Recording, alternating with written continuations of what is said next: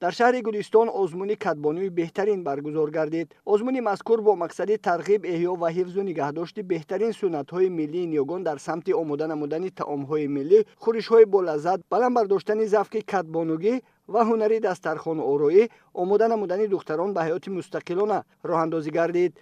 نمایندگان مقامات اجرایی حکومت دولتی شهر گلستان در مراسم گشاده‌شوی آزمون قید نمودند که تاجیکان از زمانهای قدیم با تاریخ ایجاد ارزش‌های عالی فرهنگی موفق شده در سراسر جهان با عنوان قوم تمدن آفر شهرت پیدا نمودند. قید کرده شد که تاکنون بهترین سنت‌ها و عنعنه و آیین‌های ملی ما که محفوظ ماندند امروز با شرافت صاحب استقلالی و احیای آنها ما را همچون ملت صاحب مدنیت قدیمی و دارای عالی‌ترین ارزش‌های فکری و فرهنگی در جهان می‌شناسند. همچنین گفته شد که امروز بهترین و نادرترین سنت‌های فرهنگ ملی ما در مناسبت با کدبانوگی، دسترخوان آرایی و معرفت عائله‌داری دوباره احیا گردیدند.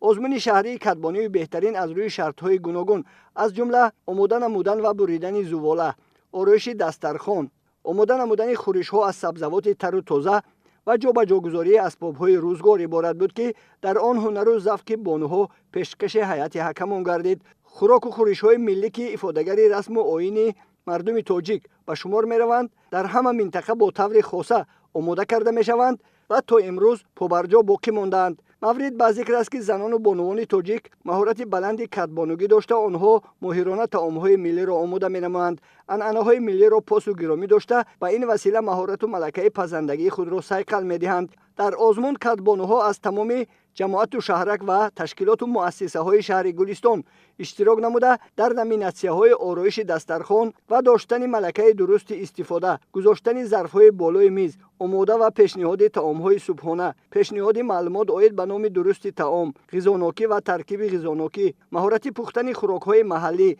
ملی و معاصر، آماده نمودن خورش‌ها، ملکه شوریدن نمودهای مختلف خمیر برای پختن نان و دیگر محصولات اردی، هنری کدبانوگی خود را نشان دادند. آنها طعام‌های ملی را از جمله منتو و سمبوسه، نان و فطیر، قروتاب و شکراب، سومنک، حلوا، محصولات قنادی، کلچه و کلچه‌قندها را پیشکش حاضری نمودند. در رفت آزمون عیان بود که بانوان تاجیک مهارت بلند پزندگی داشته در عائله خود همچون زن مادر از عهده وظیفه‌هایشان به خوبی می‌برند.